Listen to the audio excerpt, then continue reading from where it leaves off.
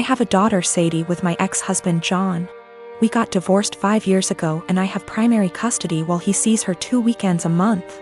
Last year, he got married to Amanda, who has sole custody of her kids from a previous marriage. Amanda is a SOM, not for any health reasons or so on, she just doesn't want to work, while John works at a 9 to 5. He makes good money to support them, but not enough to live in luxury. I have a much higher paying job. Since it's just me and Sadie, I make sure she has the best possible life. She goes to a private school, set her up a college fund, and she has much better things than most kids: phone, clothes, etc. I still manage to raise her to be humble and not take things for granted, and she's one of the hardest working people I know. Always making sure to get good grades and keep her room tidy. Well, the last few times she came back after a weekend at John's, I noticed that the clothes she was bringing back in her duffel are A, not her size, and B, much cheaper and poorer quality than what I usually buy for her. I asked her why that is, and she told me that while she's at her dad's, Amanda takes away her nice clothes and gives them to her kids while Sadie gets the clothes they buy from Target. I asked her if she wanted them back, but she said she didn't mind sharing since all her favorite clothes were kept here. The problem came when I went to pick her up last weekend. I had a business meeting and couldn't drive her over, so Amanda offered to just pick Sadie up from school, which hadn't happened before. When I got there on Sunday, John and Amanda asked me to sit down with them, and when Sadie came to hug me, Amanda sent her to her room quite harshly, saying her punishment wasn't over yet. I was confused because Sadie very rarely misbehaves. They sat me down in the kitchen and said that it was unfair for Sadie to be going to a private school while her kids go to a public one. So they decided that Sadie would be pulled out of private school and put in the same school as the girls. They also said I should keep up Sadie's punishment because when they told her, she blew up at them, told them it wasn't fair, and yelled that Amanda and her kids weren't even her real family, that all they did was steal. I told them in no uncertain terms to off. I would not be pulling my child out of a school she likes, away from her friends, because they can't afford it. I told them they could easily make as much money as me if Amanda started working in her field because she has the qualifications, and the job market is very good. I told them their money problems are not my issue, and if Sadie's items get stolen again or they try to pull her out of school, I'll be taking this to court. They've been blowing up my phone ever since, calling me a selfish. And after telling the story to a friend, he told me I was rubbing my success in their face. But I still don't feel like I did anything wrong. I got temporary guardianship while waiting for a court hearing. We're going to try to get full custody and have John get 1 day a week of visitation, supervised for at least the first few months, and no contact with Amanda or her kids. This way, he still sees Sadie just as much and they can try to repair their relationship, but she doesn't have to go back there. All contact between us is made through emails, which are CC'd by my lawyer, and I've asked for Sadie's things back. I've talked to Sadie and we've decided that she's going to try therapy for a little while to help deal with everything that's happened. We've had the hearing and our custody arrangements been modified. Any and all decisions relating to Sadie are made by me, and me alone. John has supervised visitation once a week, and Sadie will continue in therapy to deal with all the issues Amanda and company have caused her. They tried to push for 50/50 custody split on grounds of alienation. So me trying to put Sadie against her father. But we made it clear from the start that we wanted to keep Amanda and her children away, and wanted supervision only because we don't feel safe leaving him alone as of yet, but that we were open to modifications. Thanks to that, the proof of stealing, and Sadie's therapist's testimony, their claim was thrown out pretty quickly. Amanda's pissed, and has tried to contact me and Sadie, but I made it clear to her that if she keeps harassing me or my daughter, I'll have to make this known to the authorities. Sadie and I have blocked her everywhere, and any communication between John and us is made through text messages or emails only. I am a 43 years old female, have been with my partner, he's 50, for 6 years now. We have been living together for 5 of them. We are not married and we do not plan to marry in the future. I have a son, he's 19, that is currently a high school senior. My partner has a daughter, she's 21, who is going to college. When I met my partner, I was a widow of 3 years. I am lucky enough to have a very lucrative business and some family money. Also, my late husband left a substantial estate, including the house we live in. The house is a family home, so it passed to my son as the only heir. My partner also makes good money, and the difference in our lifestyles was pretty much negligible. But while I and my late husband made sure to not spoil our son, he was responsible for keeping his room clean. Even though we have a housekeeper, he had chores during the weekends.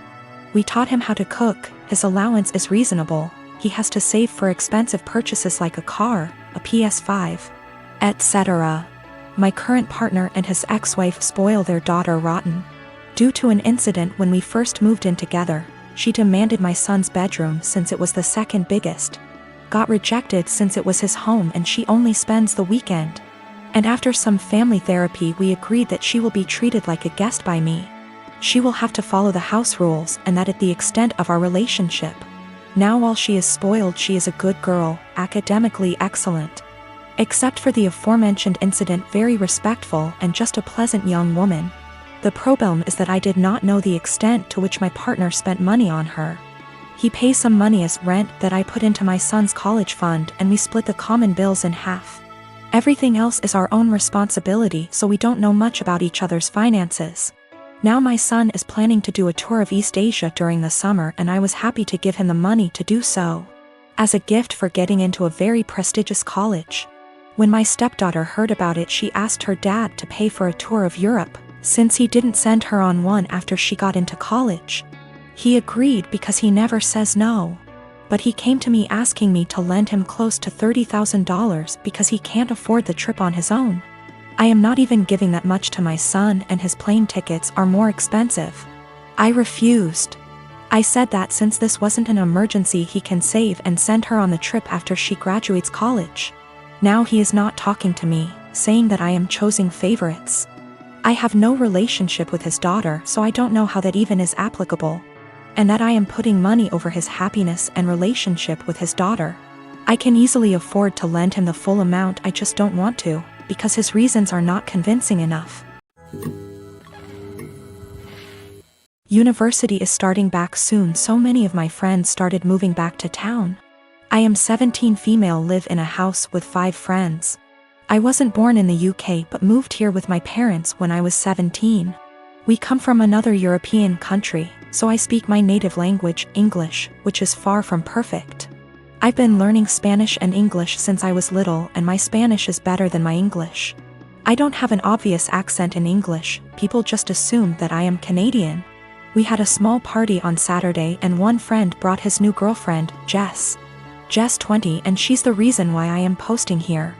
Jess made sure to let everyone know that she's a polyglot and speaks multiple languages. I was obviously impressed. I study modern languages, meaning that I'm learning Italian and German on top of Spanish. And obviously I asked what languages she speaks: Spanish, Japanese, Arabic, my native language, German, Korean, and French. I told her how impressed I was and carried on with my evening.